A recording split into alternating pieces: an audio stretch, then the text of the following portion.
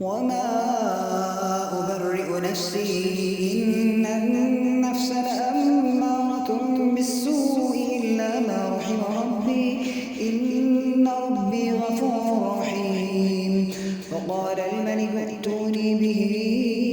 أستخلصه لنفسي فلما كلمه قال إنك اليوم لدينا مكين أمين. قال اجعلني على خزائن الأرض إني حفيظ عليم. وكذلك مكنا ليوسف في الأرض يتبوأ منها حيث يشاء نصيب برحمتنا من نشاء ولا نضيع أجر المحسنين ولأجر الآخرة خير للذين آمنوا وكانوا يتقون. وجاء إخوة يوسف فدخلوا عليه فعرفهم وهم له منكرون. ولما جهزهم بجهازهم قال ائتوني بأخ لكم من أبيكم ألا ترون أني أوفي الكيل وأنا خير المنزلين فإن لم تأتوني به فلا كيل لكم عندي ولا تقربون. قالوا سنراود عنه أباه وإنا لفاعلون. وقال لفتيانه اجعلوا بضاعتهم في رحالهم لعلهم يعرفونها إذا انقلبوا إلى أهلهم لعلهم يرجعون. فلما رجعوا إلى أبيهم قالوا يا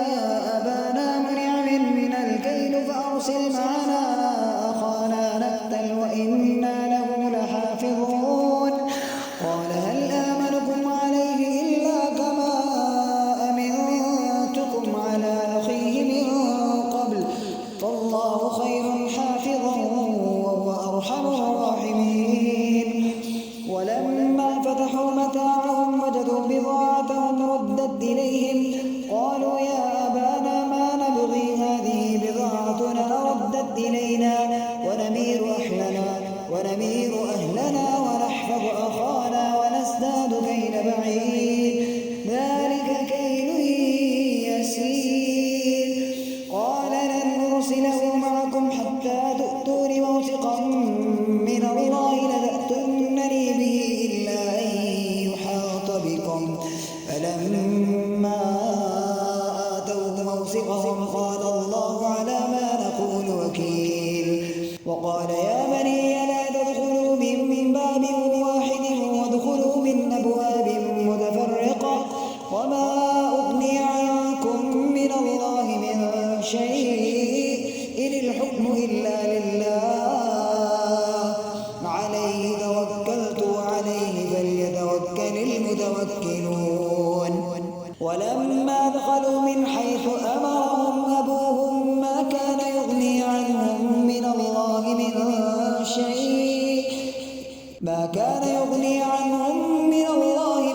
شيء إلا حاجة في نفس يعقوب قضاها وإنه لذو علم لما علمناه ولكن أكثر الناس لا يعلمون. ولما دخلوا على يوسف آوى إليه أخاه قال إني أنا أخوك فلا تبتئس بما كانوا يعملون. فلما جهزهم بزادهم جعل السقاية في رحل أخيه ثم أذن مؤذن أيتها العير إنكم لسارقون. قالوا أقبلوا عليهم ماذا تفقدون. قالوا نفقد صواع الملك ولمن جاء به حمل بعير وأنا به زعيم. قالوا تالله لقد علمتم ما جئنا لنفسد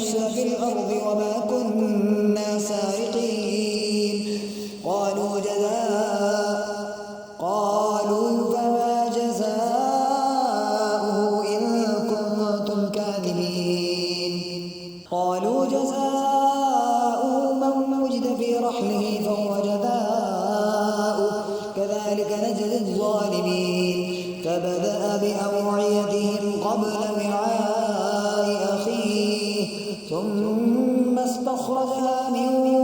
وعاء أخيه كذلك كدنا ليوسف ما كان ليأخذ أخاه في دين الملك إلا أن يشاء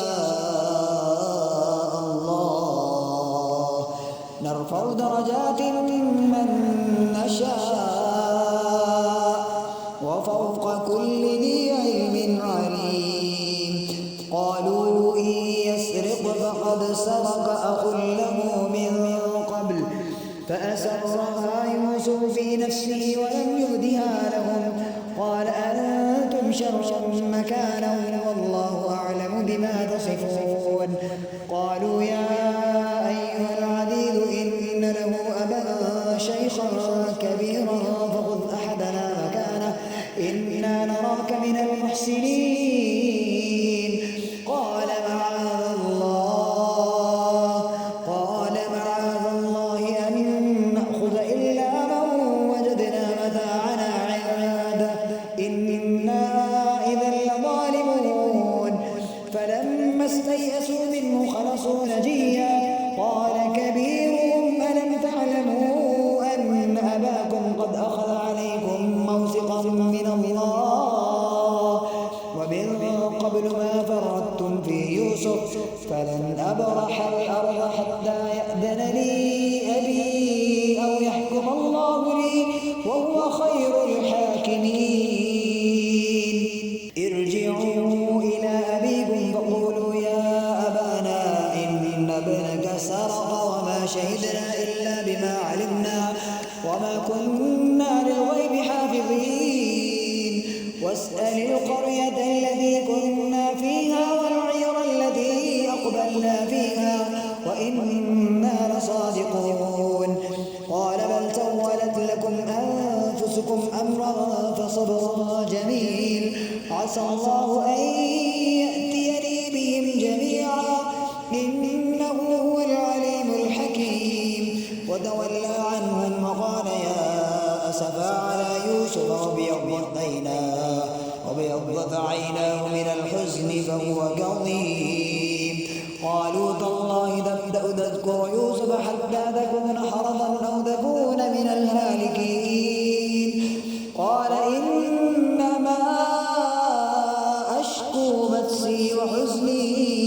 إلى الله وأعلم من الله ما لا تعلمون يا بني اذهبوا فتحسسوا من يوسف وأخيه ولا تيأسوا من روح الله إنه لا ييأس من روح الله إلا القوم الكافرون فلما دخلوا عليه قالوا يا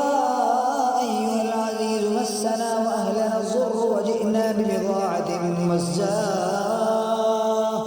فأوف لنا الكيل وتصدق علينا إن الله يجزي المتصدقين قال هل علمتم ما فعلتم بيوسف وأخيه إذ أنتم جاهلون قالوا أئنك لأنت يوسف قال أنا يوسف وهذا أخي قد من الله علينا إنه من يتق ويصبر فإن الله لا يضيع أجر المحسنين قالوا تالله لقد آثرك الله علينا وإن كنا لخاطئين قال لا تثريب عليكم اليوم يغفر الله لكم وهو أرحم الراحمين اذهبوا بقميصي هذا فألقوه على وجه أبي يأت بصيرا وأتوني بأهلكم أجمعين ولما فصلت العير قال أبوهم إني لأجد ريح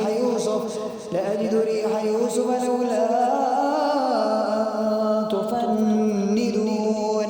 قالوا تالله إنك لفي ضلالك القديم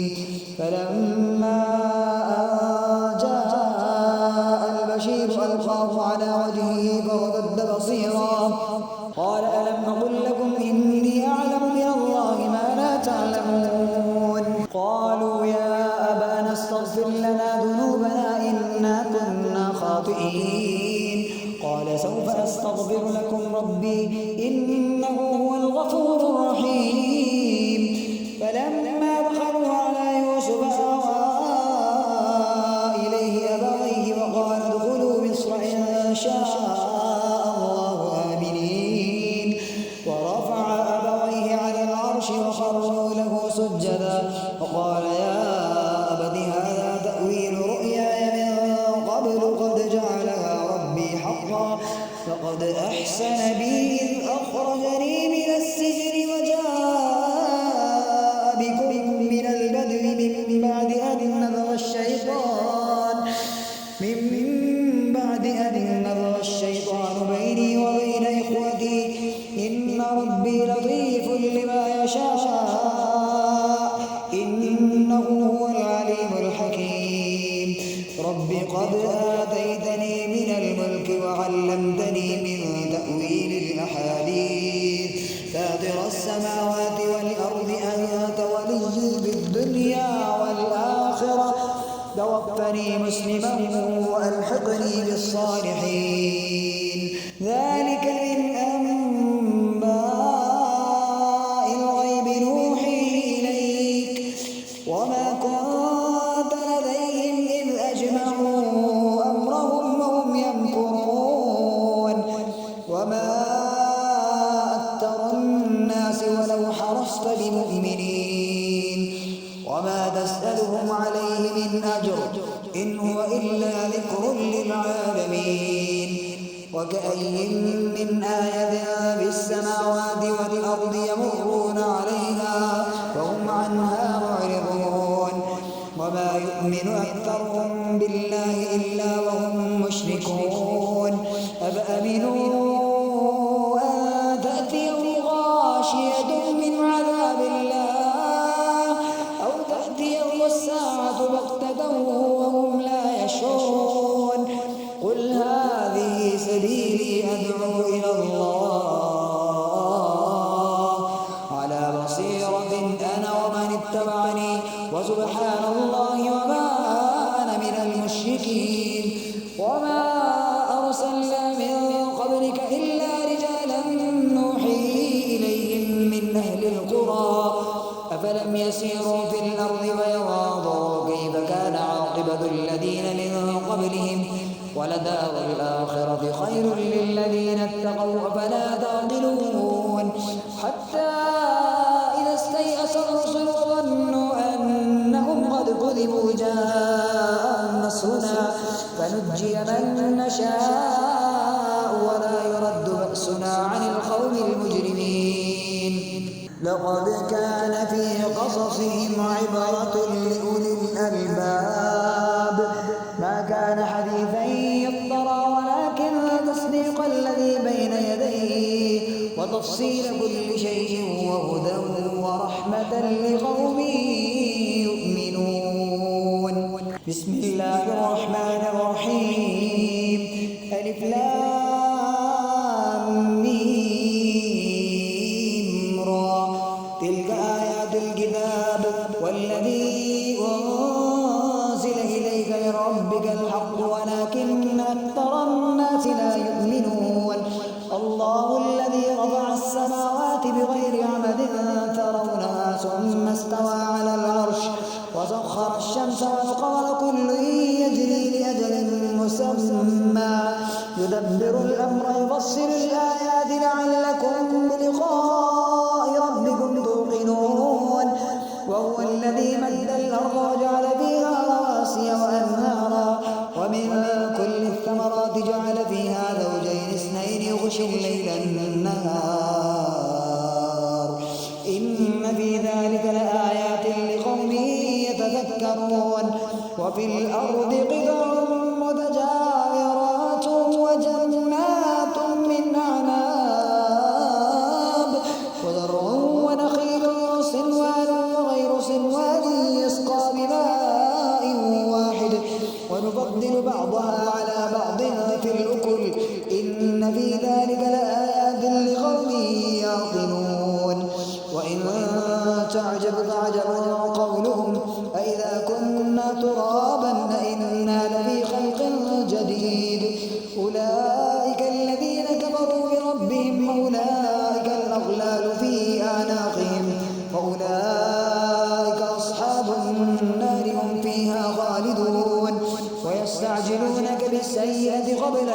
حسنة وقد خلت من قبلهم المثلات وإن ربك لذو مغفرة للناس على ظلمهم وإن ربك لشديد العقاب ويقول الذين كفروا لولا أنزل عليه آية من ربه إنما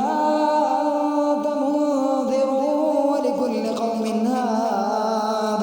الله يعلم ما تحمل كل أنثى وما تغيض الأرحام وما تزداد وكل شيء عنده بمقدار عالم الغيب والشهادة الكبير المتعال سواء منكم من أسر القول وما جهر به ومن هو مستخف بالليل وساعد بالنهار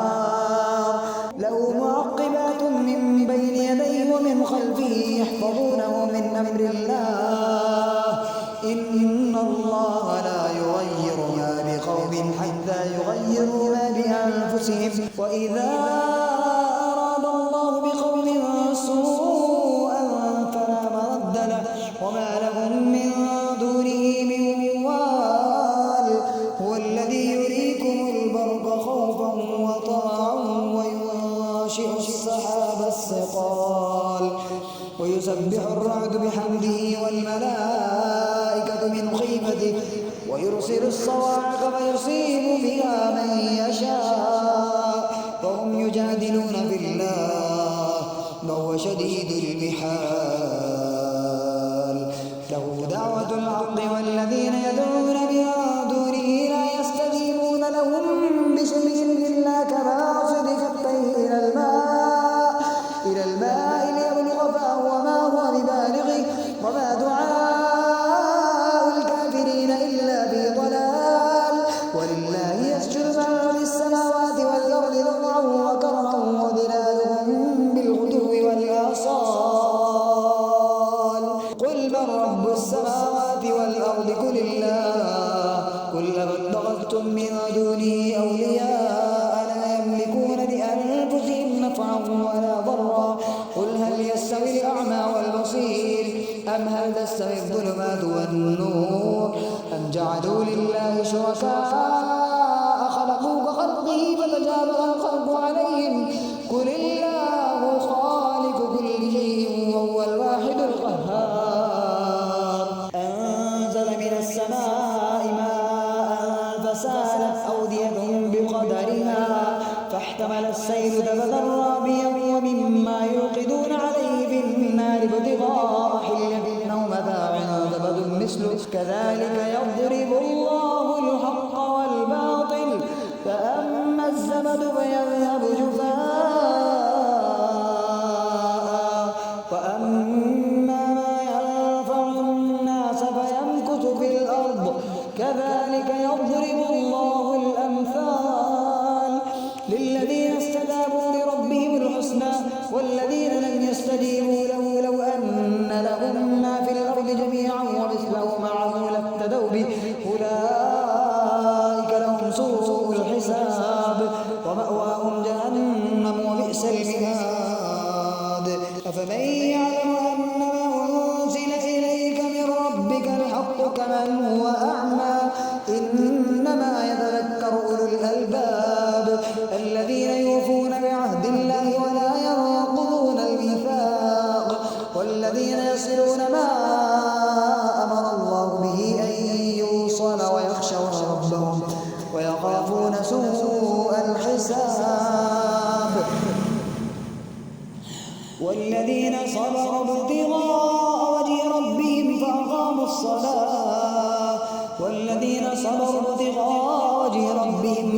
الصلاة وأنفقوا مما رزقناهم سرا وعلانية ويدرؤون بالحسنة السيئة أولئك لهم عقبى الدار جنات عدن يدخلونها ومن صلح من آبائهم وأزواجهم وذرياتهم والملائكة يدخلون عليهم من كل باب سلام عليكم بما صبرتم فنعم عقبى الدار والذين ينقضون عهد الله من بعد ميثاقه ويقطعون ما أمر الله به أن يوصل ويفسدون في الأرض أولئك لهم اللعنة ولهم سوء الدار الله يبسط الرزق لمن يشاء ويقدر وفرحوا بالحياة الدنيا وما الحياة الدنيا في الآخرة إلا متاع ويقول الذين كفروا لولا أنزل عليه آية من ربه قل إن الله يضل من يشاء ويهدي إليه من أناب الذين آمنوا وتطمئن قلوبهم بذكر الله ألا بذكر الله تطمئن القلوب الذين آمنوا وعملوا الصالحات طوبى لهم وحسن مآب كذلك أرسلناك في أمة قد خلت من قبلها لتتلو عليهم الذي أوحينا إليك وهم يكفرون بالرحمن قل هو ربي لا إله إلا هو عليه توكلت وإليه متاب ولو أن قرآنا سيرت به الجبال أو قطعت به الأرض أو كلم به الموتى بل لله الأمر جميعا أفلم يئس الذين آمنوا أن لو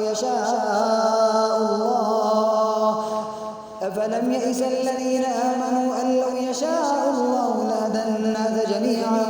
ولا يزال الذين كفروا تصيبهم بما صنعوا قارعة أو تحل قريبا من دارهم حتى يأتي وعد الله